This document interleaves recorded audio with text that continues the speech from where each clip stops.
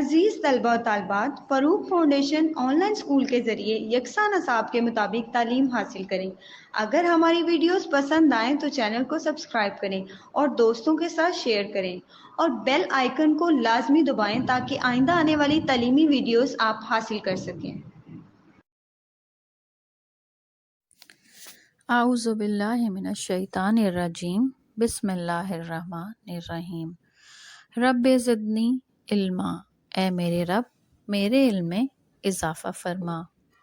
السلام علیکم بچوں، آج ہم چھٹی جماعت کی اسلامیات کی کتاب کا پہلا سبق پڑھیں گے اور سمجھیں گے۔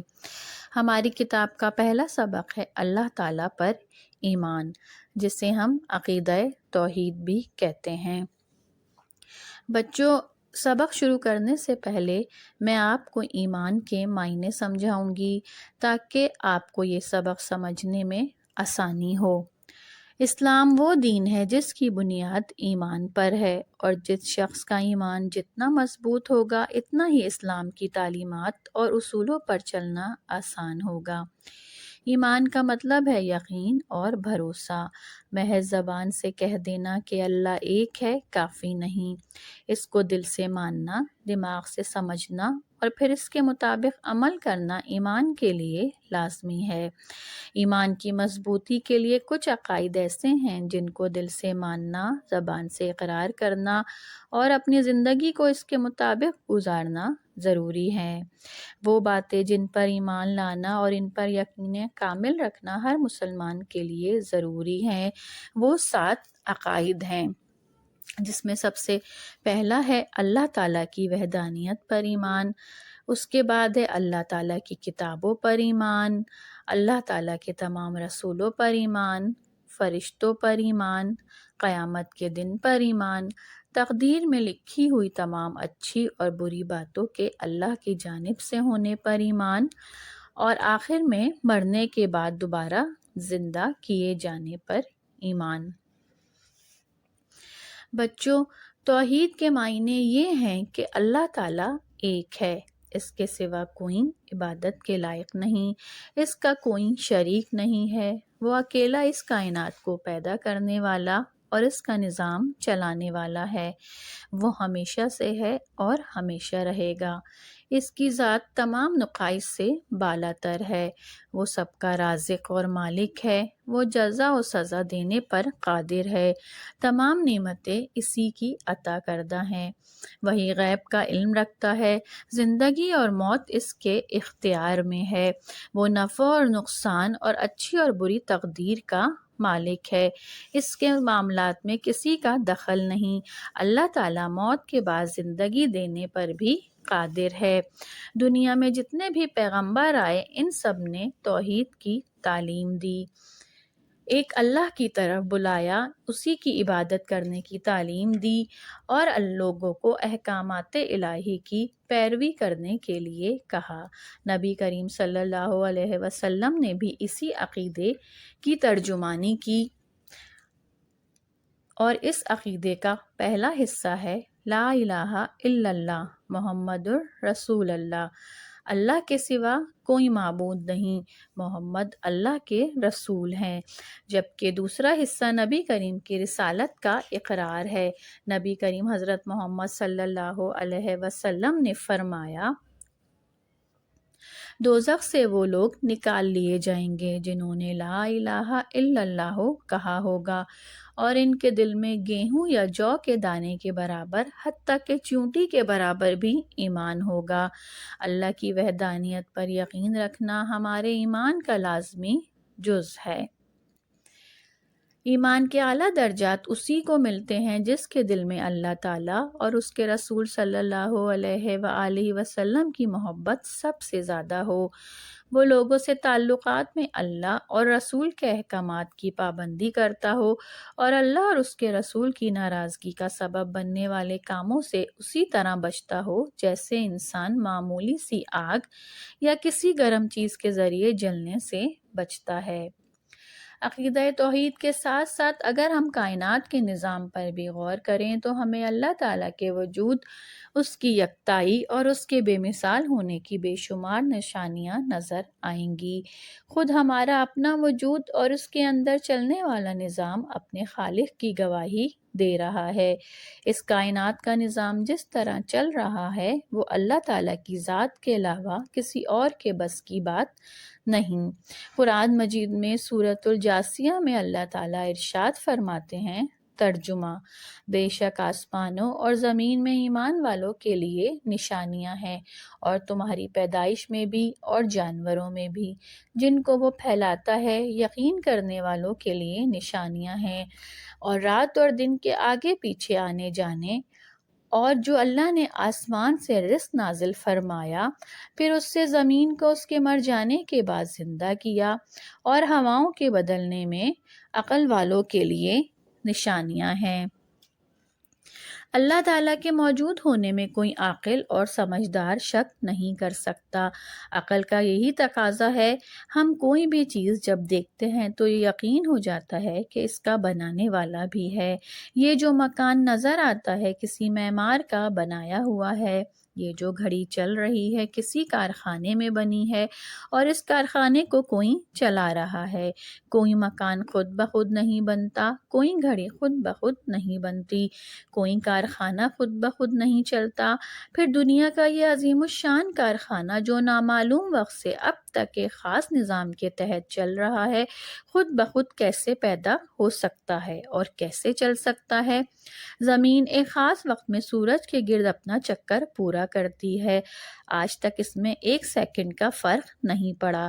ستارے اپنے وقت پر ابھر آتے ہیں اور اپنے وقت پر نظروں سے غائب ہو جاتے ہیں، کبھی وہ اپنی رفتار نہیں بھولتے۔ سورج اپنے مدار میں چکر لگا رہا ہے اور چاند اپنے مدار میں۔ نہ سورج اپنے مدار سے ہٹتا ہے، نہ چاند سورج کی طرف کھنچ کر جاتا ہے، نہ کبھی ایسا ہوتا ہے کہ رات آتے آتے رک جائے، اور نہ کبھی یہ کہ دن جاتے جاتے رہ جائے۔ قدرت کا یہ کارخانہ اسی نظم و ضبط کے ساتھ ایک نامعلوم مدت سے مسلسل چل رہا ہے۔ کیا عقل یہ مانتی ہے کہ اتنا بڑا نظام اتنی مدت سے بس مسلسل بغیر کسی چلانے والے کے چل سکتا ہے؟ ظاہر ہے عقل یہ بات نہیں مان سکتی۔ اسی لیے خود یہ کائنات، دن رات، چاند سورج اور زمین و آسمان کا یہ نظام، یہ نظم و ضبط اللہ تعالیٰ کے وجود کا منہ بولتا ثبوت ہے۔ اس کائنات کا پیدا کرنے والا اور اس کارخانہ قدرت کو چلانے والا موجود ہے اور ایک ہے۔ اس حد تک تو یہ بات واضح ہے اور انسانی عقل نے اس کو ہمیشہ مانا ہے، مگر وہ پیدا کرنے والا کیسا ہے، اس کے اوصاف کیا ہیں، یہ ایسی باتیں ہیں جو آسانی سے خود بخود سمجھ میں نہیں آتی۔ ان باتوں کو سمجھانے کے لیے اللہ تعالیٰ نے اپنے پیغمبر بھیجے ہیں اور ان کے ذریعے اپنے بندوں کو اپنے متعلق بتایا ہے۔ قرآن مجید نے ذات باری تعالیٰ کے متعلق وہ تمام باتیں صاف صاف بتائی ہیں جن پر ایمان لانا فرض ہے۔ اللہ جو تمام کائنات کا پیدا کرنے والا ہے، ہمیشہ سے ہے اور ہمیشہ رہے گا۔ دنیا نہیں تھی تو اللہ تھا، یہ دنیا نہیں ہوگی تو بھی اللہ ہوگا۔ اس کی نہ ابتدا ہے نہ انتہا، یہ دنیا اس نے پیدا کی ہے اور وہی اس کی نگہداشت کر رہا ہے۔ جب یہ دنیا ختم ہو جائے گی اور قیامت آ جائے گی تب بھی وہ ہوگا اور انسانوں کو جزا و سزا دے گا۔ سوچا جائے تو یہ بات سمجھ میں آ جاتی ہے، جس نے دنیا کی ہر چیز پیدا کی ہے، ظاہر ہے وہ ہر چیز سے پہلے موجود تھا، اور جب اس نے یہ سب کچھ پیدا کیا ہے تو وہ ان کو جب چاہے فنا بھی کر سکتا ہے۔ ظاہر ہے اس کا کوئی باپ نہیں ہے، اور ورنہ وہی خدا ہوتا۔ اس کے بچے بھی نہیں ہیں، ورنہ وہ ضرور خدائی میں شریک ہوتے، اور اس طرح ایک خدا کا تصور ختم ہو جاتا۔ اس بے مثال ذات نے اپنے ذاتی نام اللہ رکھا ہے، یہ نام کسی اور کے لیے استعمال نہیں ہو سکتا۔ اس کے علاوہ اللہ کے بہت سے صفاتی نام ہیں جن سے ہمیں اللہ کو پکارنے کا حکم ہے۔ قرآن پاک میں ہے، سورہ اعراف کی آیت ہے، ترجمہ: اور اچھے اچھے نام اللہ ہی کے لیے ہیں، سو ان ناموں سے اللہ ہی کو پکارا کرو۔ اس بے مثال اور یکتا ذات اور ان بے مثال اور یکتا صفات کے تقاضے بھی یہی ہیں کہ جب وہ ہمارا مالک ہے اور اس جیسا مالک کوئی نہیں، وہ ہمارا پروردگار ہے اور اس جیسا پروردگار کوئی نہیں، تو پھر وہی عبادت کے لائق ہے، عبادت کے لائق اور کوئی نہیں، اور اسی کا حکم ماننا چاہیے، کسی اور کو حکم دینے کا کوئی حق نہیں پہنچتا، اسی سے مدد مانگنی چاہیے۔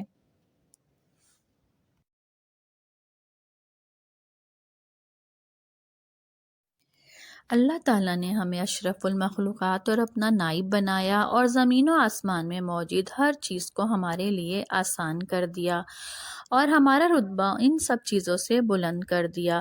لہٰذا اللہ تعالیٰ کا نمائندہ ہونے کی وجہ سے ہمیں مخلوق کو معبود بنانے کے بجائے خالق پیدا کرنے والے کے سامنے جھکنا چاہیے، صرف اسی کی عبادت کرنی چاہیے اور اس کی عبادت میں کسی کو اس کا شریک نہیں ٹھہرانا چاہیے۔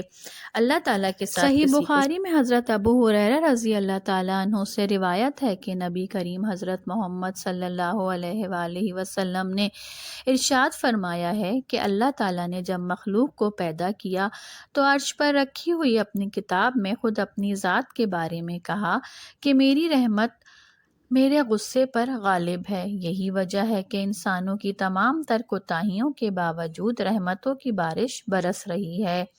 اس کی مزید نشانیوں میں سورج، چاند، ستاروں کا نظام، پہاڑ، دریا، سمندر، موسموں کا بدلنا، رنگ برنگے پھول اور پھل ہیں۔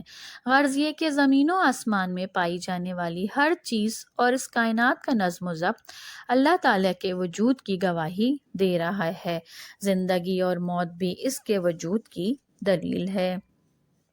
بچوں، جب کسی میں اللہ تعالیٰ پر ایمان کا عقیدہ پختہ ہو جاتا ہے تو اس کی ذات میں بہت ساری خوبیاں پیدا ہو جاتی ہیں اور اس کی ذات سے یہ بات نظر آنے لگ جاتی ہے کہ اللہ تعالیٰ پر اس کا یقین پختہ ہے۔ سب سے پہلے اللہ تعالیٰ کی ذات پر یقین رکھنے والا شخص خوددار اور بے نیاز ہو جاتا ہے۔ اسے یقین ہو جاتا ہے کہ قدرت رکھنے والا صرف اللہ ہے، باقی سب میرے جیسے انسان ہیں، ضعیف، کمزور اور بے بس، اس لیے اس کا سر صرف اللہ کے سامنے جھکتا ہے۔ اللہ تعالیٰ پر یقین رکھنے والے انسان جانتا ہے کہ وہ اللہ کے سامنے بے بس ہے، اس کے پاس جو کچھ ہے سب اسی کا دیا ہوا ہے۔ جو اللہ تعالیٰ دینے پر قادر ہے وہ چھین لینے پر بھی قادر ہے، لہٰذا بندے کے لیے تکبر و غرور کی کوئی گنجائش نہیں رہتی۔ اللہ تعالیٰ پر ایمان لانے سے استقامت اور بہادری پیدا ہوتی ہے۔ مومن جانتا ہے کہ ہر چیز اللہ تعالیٰ کی مخلوق اور محتاج ہے، اللہ تعالیٰ ہی سب قدرت حاصل ہے، لہٰذا اسی کے سامنے جھکنا چاہیے اور اسی سے ڈرنا چاہیے۔ اس عقیدے کے ذریعے مومن کے دل سے دوسروں کا خوف نکل جاتا ہے اور وہ استقامت و بہادری کی تصویر بن جاتا ہے۔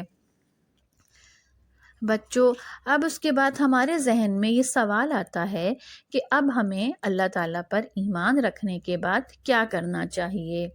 تو بچوں، ہمیں چاہیے کہ اللہ تعالیٰ کی فرما بردار اور اطاعت گزار بنیں اور اس کے بھیجے ہوئے آخری نبی صلی اللہ علیہ وآلہ وسلم کی پیروی کریں، کیونکہ جو شخص رسول اللہ کی فرما برداری کرے گا وہ قرآن مجید میں موجود اللہ تعالیٰ کے احکامات کو مانے گا اور جن اعمال سے منع کیا گیا ہے ان کاموں سے رک جائے گا۔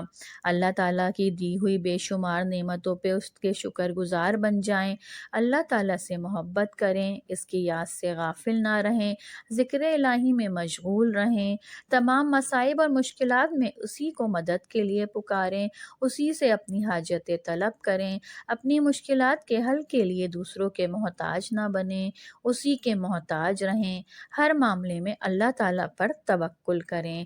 ہم اپنی زندگی کو اللہ تعالیٰ کی صفات کے مطابق ڈھالیں، لطف و مہربانی، امن و سلامتی، عدل و انصاف، احسان و ایثار، محبت و الفت جیسی صفات کو اپنے کردار کا حصہ بنائیں اور صحیح معنوں میں اللہ تعالیٰ کا نمائندہ بنیں تاکہ وہ ہم سے راضی ہو جائے اور ہماری دنیا و آخرت سنور جائے۔ حضرت ابن عباس رضی اللہ تعالیٰ عنہ سے مروی ہے کہ نبی کریم حضرت محمد صلی اللہ علیہ وآلہ وسلم رات کے اوقات میں عبادت کرتے ہوئے دعا کیا کرتے تھے۔ ترجمہ: یا اللہ، تمام تعریفیں تیرے لیے ہیں۔ تو آسمان اور زمین اور ان کے درمیان جو چیزیں ہیں ان کا نگران ہے۔ تیرے ہی لیے حمد ہے۔ تو آسمان اور زمین کی روشنی ہے۔ تیرے ہی لیے حمد ہے۔ تو سچ ہے، تیرا وعدہ سچ ہے، تجھ سے ملاقات سچ ہے، تیرا قول سچ ہے، جنت سچ ہے، دوزخ سچ ہے، تمام نبی سچ ہیں اور محمد صلی اللہ علیہ وآلہ وسلم سچ ہیں اور قیامت سچ ہے۔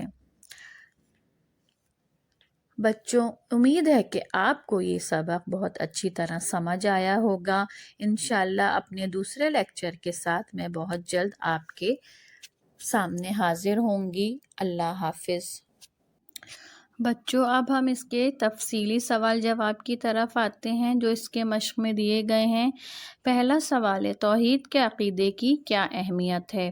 اس کا جواب ہے، توحید کے عقیدے کی اہمیت یہ ہے کہ اللہ تعالیٰ کے معاملات میں کسی کا دخل نہیں، وہ سب کا رازق، نفع و نقصان اور اچھی و بری تقدیر کا مالک بھی صرف اللہ تعالیٰ ہی ہے۔ سوال نمبر 2 ہے، کائنات پر غور کرنے سے اللہ تعالیٰ کے وجود کی کون کون سی نشانیاں نظر آتی ہیں؟ اس کا جواب ہے، کائنات پر غور و فکر کرنے سے اللہ تعالیٰ کی مندرجہ ذیل نشانیاں نظر آتی ہیں۔ نمبر 1، انسان کا دنیا میں آنا اور اس کے تمام اعضاء کا کام کرنا۔ نمبر 2، ہوا، پانی اور دنیا بھر کی نعمتیں جو اللہ تعالیٰ رات دن اپنے بندے کو دے رہا ہے، لیکن اللہ تعالیٰ کے خزانوں میں کوئی کمی نہیں آ رہی ہے۔ بچوں، اب ہم آتے ہیں اس کے مختصر سوالات کی طرف۔ مختصر سوال کا مطلب ہے شارٹ کوسچن آنسر یا ون ورڈ کوسچن آنسر۔ اچھا، اس کا پہلا ہے، توحید کے معنی کیا ہیں؟ اس کا جواب ہے، توحید کے معنی ہیں اللہ ایک ہے۔ اس کا دوسرا سوال ہے، شرک کسے کہتے ہیں؟ اللہ تعالیٰ کی ذات میں کسی اور کو شریک کرنے کو شرک کہتے ہیں۔ نمبر 3 سوال ہے، شرک گناہ عظیم کیوں ہے؟ اس کا جواب ہے، شرک گناہ عظیم اس لیے ہے کیونکہ سب کچھ اللہ تعالیٰ نے پیدا کیا ہے، لہٰذا اگر ہم کسی اور کو اس کام میں شامل کریں گے تو یہ بہت بڑا گناہ ہے۔ سوال نمبر 4 ہے، اللہ تعالیٰ جزا و سزا پر قادر ہے، وضاحت کیجیے۔ اللہ تعالیٰ ہی کل کائنات کا خالق و مالک ہے، لہٰذا جزا و سزا دینا بھی اسی کا کام ہے اور وہی اس پر قادر ہے۔ سوال نمبر 5 ہے، توحید کا مفہوم کیا ہے؟ اس کا جواب ہے، توحید کا مفہوم یہ ہے کہ اللہ تعالیٰ اپنی ذات میں واحد ہے، اس کا کوئی شریک نہیں اور اس کے سوا کوئی عبادت کے لائق نہیں۔ بچوں، اپنے دوسرے لیکچر کے ساتھ جلد آپ سے ملاقات ہوگی۔ اللہ حافظ۔